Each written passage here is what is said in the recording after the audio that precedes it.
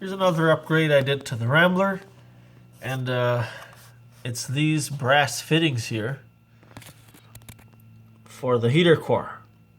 So originally there was a steel pipe here and then a steel valve, and obviously, you know, being steel and being exposed here for 50 years, it rusted. The valve actually went just completely rusted out.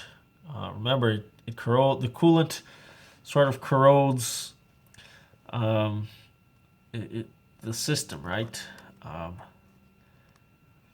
So all that I did is I replaced the fittings here by just regular plumbing fittings, but all brass. And I left a T here so that possibly one day I could add another heater core somewhere else in the car. Another heater core, just, you know, that would make the car even warmer. This is just a regular 3/8 valve.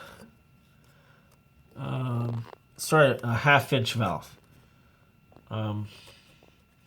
Yeah, not much to it. Just, you know, basically replaced steel by brass.